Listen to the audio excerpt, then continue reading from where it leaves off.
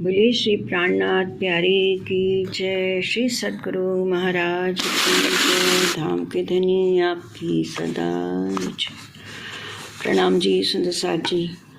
बड़े महाराज जी की असीम मेहर से, असीम कृपा से हम उनकी जीवन यात्रा का श्रवण कर रहे हैं और साथ साथ सारी घटनाओं का अनुभव भी कर रहे हैं।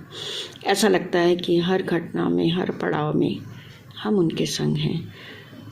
तो कल महाराज जी मतंग ऋषि के आश्रम जाना चाह रहे थे और उनकी दुर्बल काया को देखकर कुछ महात्माओं ने व्यंग भी किया कि क्या आप जाओगे? बहुत भयानक जंगल और बहुत ऊंचे पर्वत पर मतंग ऋषि का आश्रम था।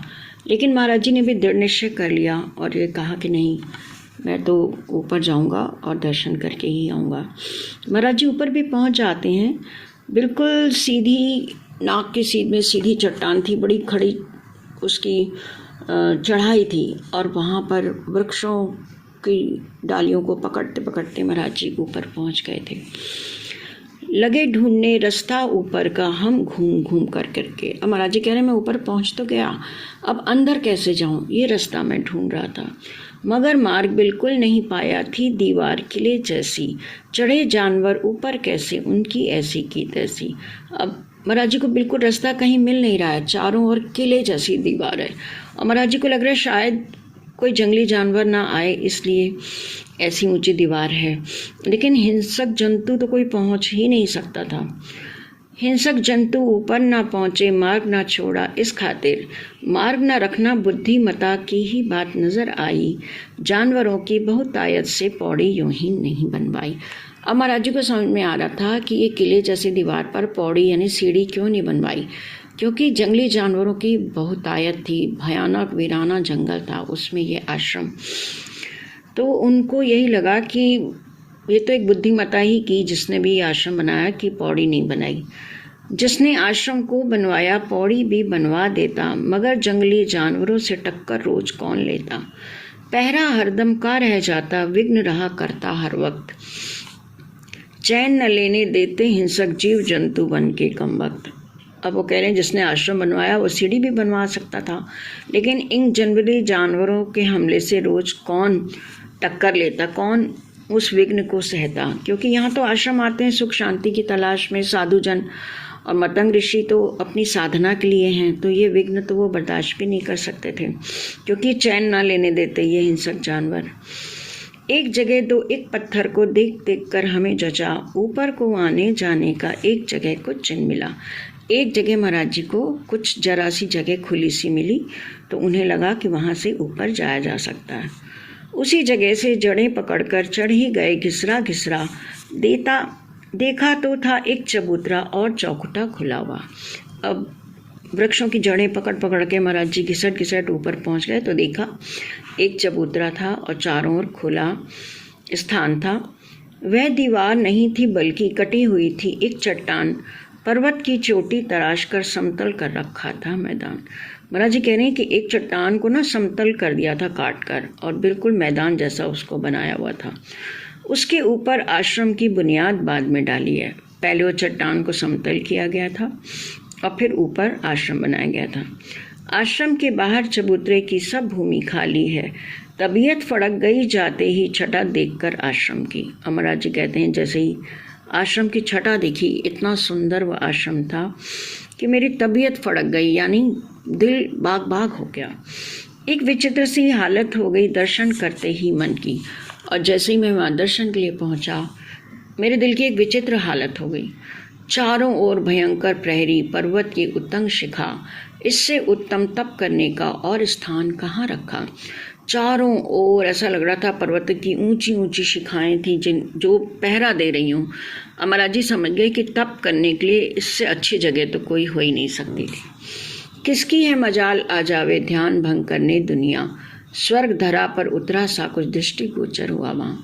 इतना सुंदर आश्रम था। महाराज जी कह रहे हैं कि ऐसा लग रहा था जैसे धरती पर स्वर्ग उतर आया हो, और बिल्कुल शांत था। दुनिया में किसी की हिम्मत नहीं थी कि वहाँ के किसी का ध्यान कोई भंग कर दे। अलग थलग इस झूठे जग से विषयों का चिन्ह मात्र नहीं, धन्य धन्य स्मृति मतंग की तुझ में मिथ्यावाद नहीं। मतंग ऋषि को धन्यवाद कह रहे हैं कि इतना सुंदर आपने स्थान जहाँ ढूंढा, यहाँ तो झूठे जगत का विषय का कोई चिन्ह भी नहीं है, दूर दूर तक सब पवित्रता ही पवित्रता है। छटा देखकर तेरी अब भी मन हिलोरें लेने लगता था यह ऋषि मतंग मानो अब भी इसमें रहता। वहाँ की छटा को देखकर ऐसे मन में उमंग और की हिलोरें आने लगी और लग रहा था कि ये ऋषि अभी भी यहाँ पर हैं। सुंदर स्वच्छ पड़ा था बाहर, तिनका नहीं एक ऊपर, जैसे अभी झाड़ कोई निपटा हो कोई साधु इस पर। और बाहर जो आंगन था एकदम सुंदर स्वच्छ था, एक भी तिनका कहीं नहीं था। ऐसा लग रहा था किसी ने अभी उस जगह को झाड़ा हो। लता और झाड़ी जंगल की बनी खड़ी थी किले समान, वन फल फूलों ने लता वृक्ष के फूकी सुंदरता में जान। महाराज जी कह रहे हैं लता बेलें और जंगल की झाड़ियाँ थीं, वो किले के समान चारों ओर थीं। चारों ओर पर्वत और उन पे लताएं और उसमें फल और फूलों से लताएं, ये वृक्ष लदे हुए थे, सुंदरता में चार चांद लगा रहे थे। दृश्य देखकर मनमोहक उनसे मिलने का चाव हुआ, किस प्रकार के होंगे वे जिनके घर ये भाव हुआ। महाराज जी कह रहे हैं इतनी सुंदर छटा देखकर तो ये मन हो गया कि कितने सुंदर वो भी होंगे, कितना वो तपस्वी होंगे, उनसे मिलने की इच्छा और गहरी हो गई। है विरक्तता का प्रतीक जिस जगह उन्हों का वासा था, हृदय मचल उठा दर्शन को क्योंकि बेचारा प्यासा था। महाराज जी तो सदगुरु की तलाश में ही थे, प्यासा था उनका दिल, तो ऐसे महापुरुष के दर्शन को उनका हृदय मचल उठा। उन्हें लगा ज़रूर वो बहुत ऊंचे वैरागी हैं। ठीक मध्य में उस चबूतरे के था छोटा सा तालाब जिसमें बरसती पानी एकत्र होता अपने आप। और ठीक मध्य में जो चबूतरा था उस पर छोटा सा तालाब था जिसमें बरसाती पानी इकट्ठा हुआ करता था। बड़ा स्वच्छ निर्मल जल उसमें जब देखा हमने सोचा सर्वप्रथम स्नान आदि से निपट जाओ प्रगति इच्छा। जैसे ही स्वच्छ निर्मल जल महाराज जी ने देखा तो इन्होंने सोचा पहले तो यहाँ स्नान कर लिया जाए। दर्श स्पर्श पश्चात हुआ करते पहले होता स्नान, जो पवित्र होकर दर्शन करने जावे है बुद्धिमान। महाराज जी कह रहे हैं कि दर्शन तो बाद में करने चाहिए, पहले स्नान होना चाहिए, और जो पवित्र होकर दर्शन करता है वही बुद्धिमान होता है। बैठ पाल पर मैंने भर भर कर लोटे स्नान किया, लगा लंगोटी ओढ़ चदरिया दर्शन को तैयार हुआ। महाराज जी कह रहे वहीं पर चबूतरे के किनारे मैंने उस तालाब में किनारे बैठकर लोटे से स्नान किया और लंगोटी और चादर को ओढ़ लिया और दर्शन के लिए तैयार हो गया। हर प्रकार से मन अपना दृढ़ अंदर है ये ऋषि जरूर, आ ही गए शरण जब उनकी दर्शन लाभ नहीं अब दूर।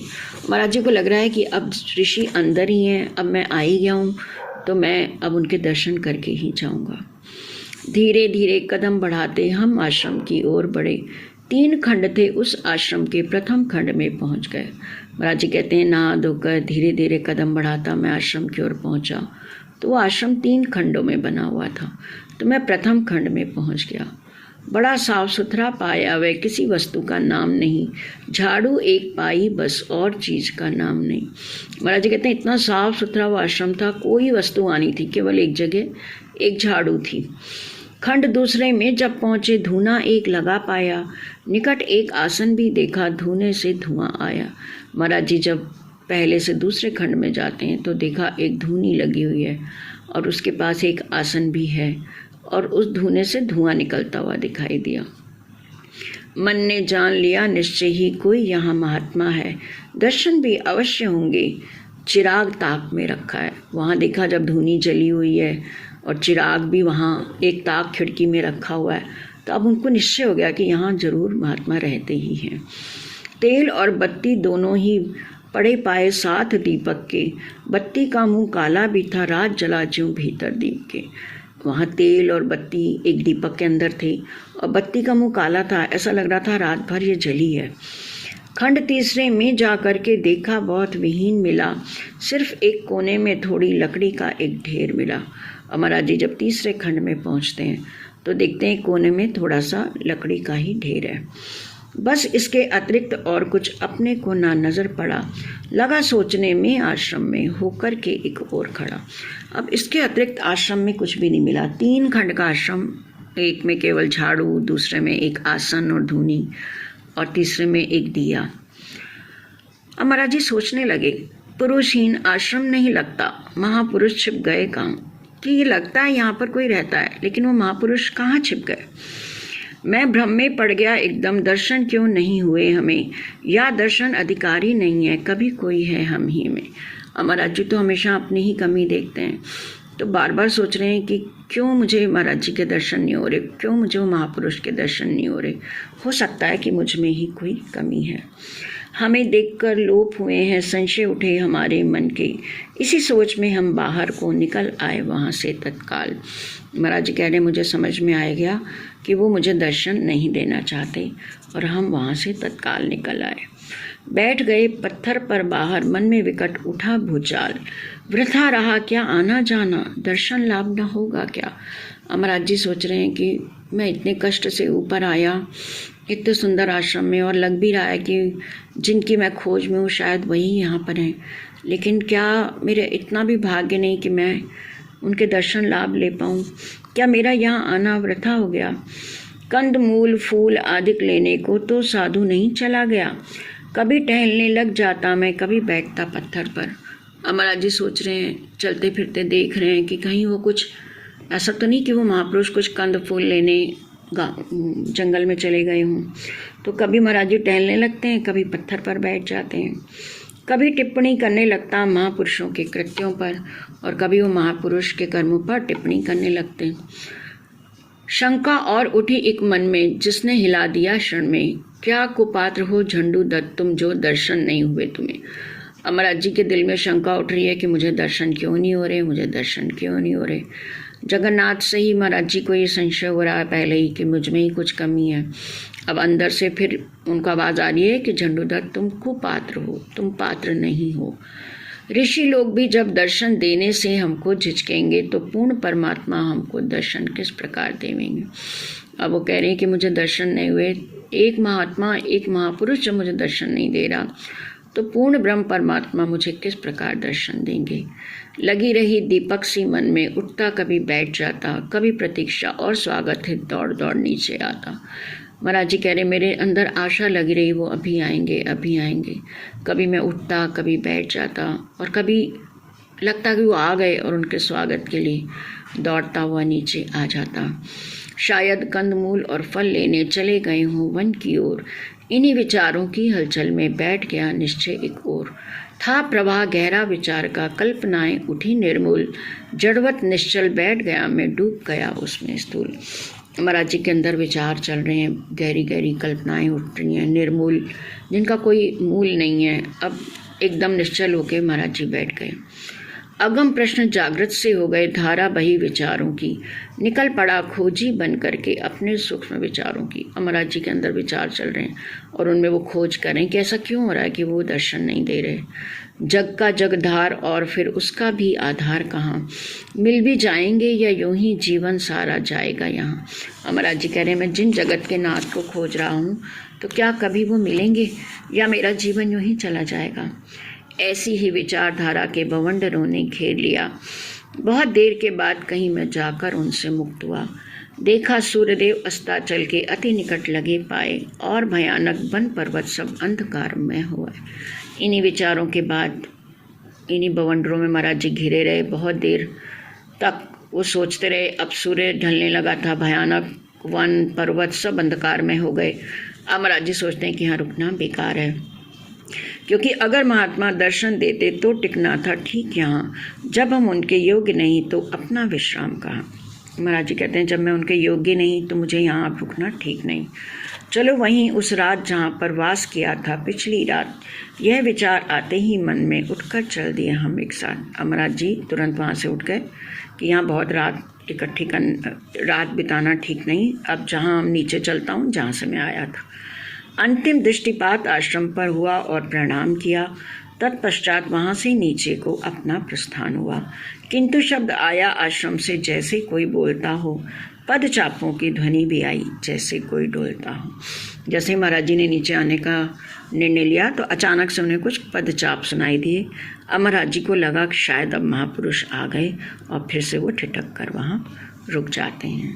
प्रणाम जी, आज इतनी ही सेवा स्वीकार कीजिए।